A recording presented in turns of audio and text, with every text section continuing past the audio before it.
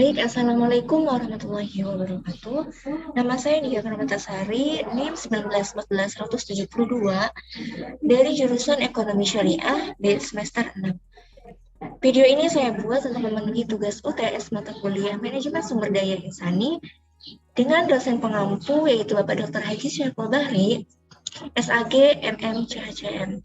Dalam video kali ini saya akan membahas mengenai insentif dan tunjangan. Nah, untuk pembahasan pertama yaitu mengenai insentif. Ada beberapa definisi insentif yang dimuatkan oleh para tokoh. Yang pertama adalah menurut Hayy Rahman, Novan Rojo, dan Anusnan. Insentif adalah pengupahan yang memberikan imbalan yang berbeda karena memang insentif ini didasarkan pada prestasi yang berbeda. Dua orang dengan jabatan yang sama dapat menerima insentif yang berbeda karena bergantung pula pada prestasi yang dimiliki. Nah, insentif adalah suatu bentuk dorongan finansial kepada karyawan sebagai balas jasa perusahaan kepada karyawan tersebut atas prestasi mereka. Insentif merupakan sejumlah uang yang ditambahkan pada upah dasar yang diberikan sebuah perusahaan kepada karyawan. Adapun menurut Panggabean, insentif merupakan kompensasi yang mengaitkan gaji dengan produktivitas. Insentif merupakan penghargaan dalam bentuk uang yang diberikan kepada mereka yang dapat bekerja melampaui standar yang telah ditentukan. Nah, adapun menurut Sarwoto, pada dasarnya insentif ini merupakan suatu bentuk kompensasi yang diberikan kepada karyawan yang jumlahnya tergantung dari hasil yang dicapai, baik berupa finansial maupun non-finansial. Hal ini dimaksudkan untuk mendorong karyawan bekerja lebih giat dan lebih baik sehingga prestasi dapat meningkat yang pada akhirnya tujuan perusahaan tersebut dapat tercapai. Nah, ada tujuan dari pemberian insentif ini pada karyawan pada dasarnya adalah untuk memotivasi mereka agar bekerja lebih baik dan dapat menunjukkan prestasi yang baik. Cara seperti ini adalah cara yang sangat efektif untuk meningkatkan hasil produksi perusahaan. Menurut pendapat Hayy Rahman dan Usnan mengatakan bahwa memang pelaksanaan sistem upah insentif ini dimaksudkan perusahaan, terutama untuk meningkatkan produktivitas kerja karyawan dan mempertahankan karyawan yang berprestasi untuk tetap berada dalam perusahaan. Nah, ini sebenarnya tujuan insentif ini sangat baik ya, karena memang pertama didasarkan oleh prestasi karyawan tersebut, sehingga mereka mendapatkan bonus atau upah yang diberikan oleh perusahaan dan memang tujuannya pula untuk kebaikan perusahaan itu sendiri, tidak hanya pada karyawannya. Nah, ada beberapa jenis tipe insentif. Menurut Manulang, tipe insentif ada dua, yaitu yang pertama adalah financial incentive. Merupakan sebuah dorongan yang bersifat keuangan yang bukan saja meliputi gaji-gaji yang pantas, tetapi juga termasuk di dalamnya kemungkinan memperoleh bagian dari keuntungan perusahaan dan soal-soal kesejahteraan yang meliputi pemeliharaan jaminan hari tua, rekreasi, kesehatan, dan lain-lain. Nah, itulah keuntungan yang didapatkan atau tipe insentif dari financial incentive. Adapun dalam non-financial incentive, ada dua elemen utama dari non-financial incentive ini, yaitu yang pertama adalah keadaan pekerjaan yang memuaskan yang meliputi tempat kerja, jam kerja, tugas, dan rekan kerja.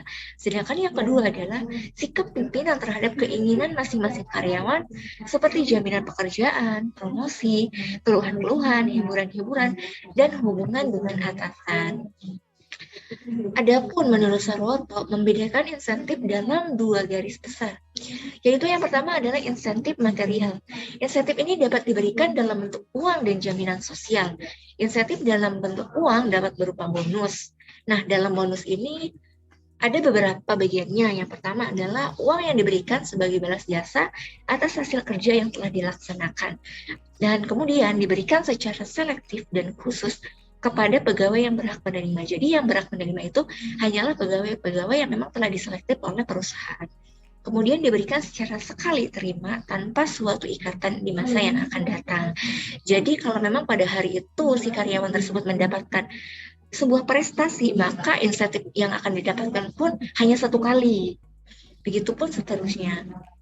Nah, kemudian dalam perusahaan yang menggunakan sistem insentif ini, lazimnya beberapa persen dari laba yang melebihi jumlah tertentu yang dimasukkan ke dalam sebuah dana bonus. Kemudian jumlah tersebut dibagi-bagi antara pihak yang akan diberikan bonus. Kemudian ada pula yang namanya komisi, merupakan jenis bonus yang dibayarkan kepada pihak yang menghasilkan penjualan yang baik.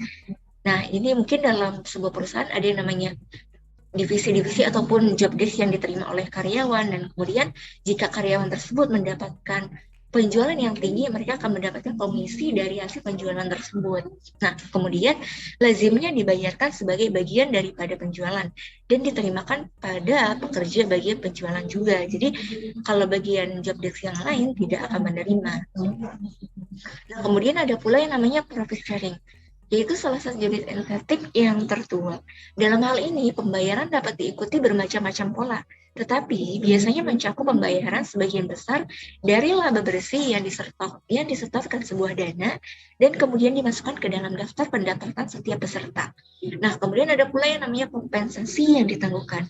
Artinya, ada dua macam program balas jasa yang mencakup pembayaran di kemudian hari, yaitu ada yang berbentuk pensiun dan ada pula yang berbentuk pembayaran kontraktural. Pensiunan mempunyai nilai insentif karena memang memenuhi salah satu kebutuhan pokok manusia, yaitu menyediakan jaminan ekonomi baginya setelah dia tidak bekerja lagi.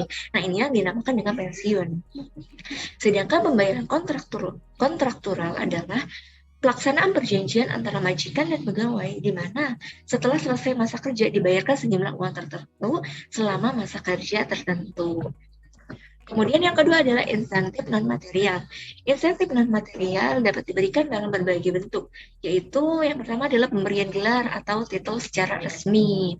Nah, inilah yang berbentuk non-material. Kemudian ada pula pemberian tanda jasa atau medali, pemberian piagam penghargaan, pemberian pujian lisan maupun tulisan secara resmi atau di depan umum ataupun secara pribadi. Ini juga sebagai salah satu bentuk apresiasi bagi karyawan yang memang berprestasi. Nah, kemudian ada pula ucapan terima kasih secara formal maupun informal sama seperti sebelumnya.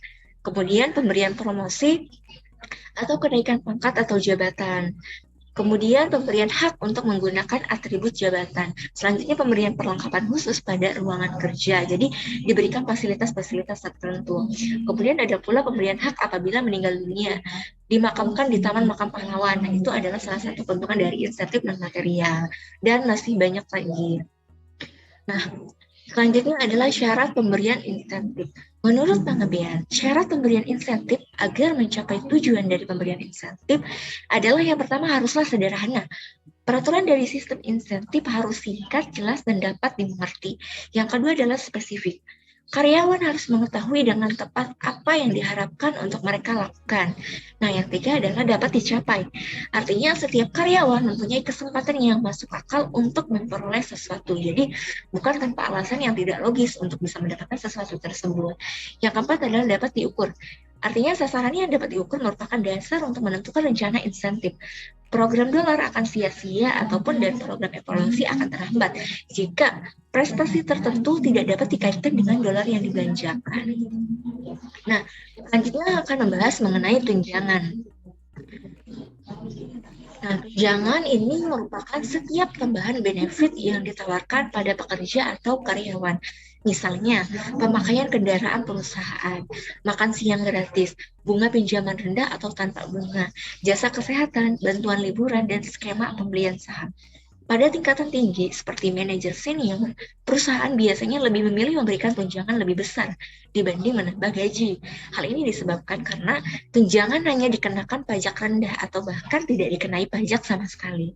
Tunjangan merupakan kompensasi tambahan yang bertujuan untuk mengikat karyawan agar tetap bekerja pada perusahaan tersebut. Nah, tujuan utama dari tunjangan karyawan adalah untuk membuat karyawan mengabdikan hidupnya pada organisasi dalam jangka panjang. Arti lain dari tunjangan yaitu pembayaran keuangan dan bukan keuangan tidak langsung yang diterima karyawan untuk lanjutan pekerjaan mereka dengan perusahaan. Tunjangan meliputi hal-hal seperti asuransi kesehatan dan asuransi jiwa, pensiun, cuti yang dibayar, dan fasilitas penitipan anak. Tunjangan merupakan sebuah pengeluaran besar bagi sebagian besar pengusaha. Tunjangan karyawan mencapai sepertiga dari upah dan pendapatan, atau sekitar 28% dari total gaji, dengan pembayaran yang diharuskan secara hukum dan diikuti oleh asuransi kesehatan adalah biaya pembayaran tunjangan perorangan yang termahal. Itulah tujuan-tujuan dari adanya tunjangan yang diberikan oleh sebuah lembaga atau perusahaan yang bersangkutan. Dalam mengembangkan rencana tunjangan, pengusaha juga harus memperhatikan sejumlah permasalahan kebijakan. Hal ini meliputi tunjangan apa yang akan ditawarkan, apakah akan menyertakan orang yang pensiun dalam rencana tersebut, apakah akan menolak tunjangan bagi karyawan selama periode awal percobaan, bagaimana menandai tunjangan, derajat pilihan karyawan dalam menentukan tunjangan, prosedur penahanan biaya, dan bagaimana menyampaikan pilihan tunjangan kepada karyawan. Nah, selanjutnya ada jenis-jenis tunjangan. Tunjangan yang pertama adalah tunjangan wajib atau diharuskan oleh hukum. Nah, dalam tunjangan wajib ini, para pemberi kerja memberikan sebagian besar tunjangan secara sukarela. Namun, hukum mewajibkan tunjangan-tunjangan lainnya. Tunjangan-tunjangan tersebut mencakup sekitar 10% dari biaya kompensasi total. Tunjangan-tunjangan tersebut meliputi jaminan sosial, ganti rugi karyawan, asuransi pengangguran, serta cuti keluarga dan pengobatan. Nah, yang kedua adalah tunjangan tidak wajib atau yang bersifat sukarela. Nah, meskipun hukum mewajibkan beberapa tunjangan, organisasi-organisasi secara sukarela memberikan sejumlah tunjangan lainnya. Tunjangan tersebut biasanya dihasilkan dari keputusan manajemen unilateral pada beberapa perusahaan dan dari perundingan tenaga kerja atau manajemen pada perusahaan lainnya. Kategori-kategori utama tunjangan tidak wajib meliputi bayaran saat tidak bekerja, perawatan kesehatan, asuransi jiwa, rancangan pensiun, rancangan opsi saham karyawan, tunjangan tambahan ketika menganggur, dan layanan karyawan. Nah, tujuan diberikan tunjangan selain yang dijelaskan pada sebelumnya, yaitu untuk meningkatkan moral karyawan, memotivasi karyawan, meningkatkan kepuasan kerja, memikat karyawan baru, mengurangi perputaran karyawan, meningkatkan keamanan karyawan, menjaga agar serikat pekerja tidak campur tangan, meningkatkan citra perusahaan di kalangan karyawan. Nah, program tunjangan karyawan haruslah direncanakan secara baik. Tujuannya disusun dengan teratur untuk digunakan sebagai pedoman guna menyusun program dalam menentukan kombinasi tunjangan yang optimal. Langkah-langkah yang bisa digunakan yaitu pertama adalah mengumpulkan data biaya dasar dari semua item tunjangan. Yang kedua adalah melakukan penelitian seperti seberapa banyak dana yang tersedia guna mengikuti semua biaya tunjangan untuk periode mendatang. Yang ketiga adalah menentukan preferensi kepada setiap item tunjangan, yakni preferensi karyawan dan preferensi manajemen. Yang keempat adalah memutuskan bagaimana kombinasi optimal dari berbagai tunjangan. Orang yang membuat keputusan secermat mungkin akan mempertimbangkan berbagai item tunjangan preferensi relatif yang diperlihatkan oleh manajemen dan para karyawan. Perkiraan biaya-biaya sistem setiap item dan total jumlah dana yang tersedia untuk setiap paket tunjangan. Nah, berikutnya adalah prinsip-prinsip pada tunjangan. Menurut Shimamura, supaya program tunjangan memberikan kontribusi bagi organisasi, setidaknya sama dengan biaya yang telah dikeluarkan bagi program tersebut. Terdapat beberapa prinsip umum yang sebaiknya diterapkan. Yang pertama adalah tunjangan karyawan haruslah memenuhi kebutuhan nyata. Yang kedua, tunjangan-tunjangan haruslah dibatasi kepada aktivitas-aktivitas di mana kelompok lebih efisien dibandingkan individu. Yang ketiga adalah program tunjangan haruslah bercirikan fleksibilitas yang memadai demi memungkinkan adaptasi terhadap berbagai kebutuhan-kebutuhan karyawan. Nah, yang berikutnya adalah jika perusahaan ingin meraih apresiasi dari penyediaan jasa-jasa karyawan, perusahaan haruslah melakukan program komunikasi yang ekstensif dan terencana dengan baik. Kemudian berikutnya adalah perusahaan dan karyawan pada hakikatnya saling membutuhkan. Karyawan adalah aset perusahaan karena tanpa adanya sumber daya manusia, maka perusahaan tidak akan bisa berjalan. Begitu juga karyawan tidak dapat menunjang kesejahteraan hidupnya tanpa adanya perusahaan sebagai tempat mencari nafkah sekaligus implementasi dari disiplin ilmu yang mereka miliki sendiri. Maka karyawan harus diperhatikan kesejahteraannya, jangan hanya dituntut kewajibannya saja dengan berbagai macam beban pekerjaan. Begitu pula dengan karyawan yang jangan hanya menuntut hak mereka, tetapi pekerjaan dan tanggung jawab sebagai karyawan tidak diselesaikan. Artinya dalam perspektif haruslah ada yang namanya feedback ataupun timbal balik antara karyawan maupun perusahaan tersebut. Namun masih ada perusahaan yang kurang memerhatikan karyawannya sehingga karyawan menjadi kehilangan motivasi, malas, dan terkesan tidak baik hasil pekerjaannya. Sehingga mereka beranggapan bahwa sekeras apapun mereka bekerja, perusahaan tidak mempedulikan mereka, apalagi untuk memberikan kesejahteraan dan imbalan yang layak untuk mereka. Nah, untuk mencegah terjadinya tindakan karyawan yang tidak diinginkan oleh perusahaan, maka tugas manajemen perusahaan yang harus memenuhi tuntutan karyawan dengan memberikan kesejahteraan yang adil dan bijaksana. Semua itu dilakukan demi terciptanya kesejahteraan karyawan dan juga kesejahteraan perusahaan. Nah, karyawan juga adalah modal utama bagi setiap perusahaan. Sebagai sebuah modal, karyawan perlu dikelola agar tetap produktif. Akan tetapi, pengelolaan karyawan bukanlah hal yang mudah, karena memang mereka mempunyai pikiran, perasaan, status, keinginan, dan latar belakang yang heterogen. Oleh sebab itu, perusahaan harus bisa mendorong mereka agar tetap produktif dalam mengerjakan tugas-tugas dan tanggung jawabnya masing-masing, yaitu dengan memberikan sesuatu yang menimbulkan kepuasan dalam diri karyawan, sehingga perusahaan dapat mempertahankan karyawan yang loyalitas dan dedikasi yang tinggi, serta memiliki pengalaman dan potensi dalam bidang pekerjaannya. Karyawan semacam itu merupakan aset utama yang penting dan salah satu faktor penunjang keberhasilan pekerjaan dalam menjalankan perusahaan. Nah, dengan memberikan sesuatu itu bisa dalam bentuk insentif, tunjangan, ataupun bentuk-bentuk lainnya yang bisa meningkatkan produktivitas bagi karyawan tersebut.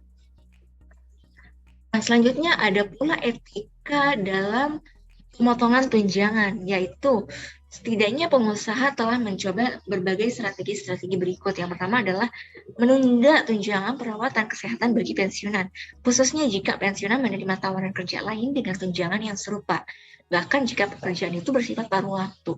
Yang kedua adalah membatasi tunjangan pensiunan bagi pensiunan yang baru dengan menaikkan angka yang dikurangi dari gaji karyawan, mengurangi perlindungan, ataupun mengurangi kontribusi pengusaha.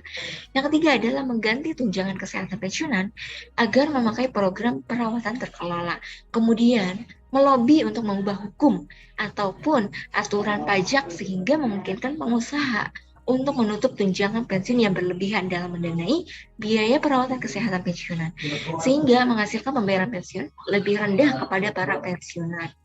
Baik, itulah yang bisa dibahas dalam video kali ini. Semoga dapat bermanfaat untuk kita semua. Baik, terima kasih. Wassalamualaikum warahmatullahi wabarakatuh.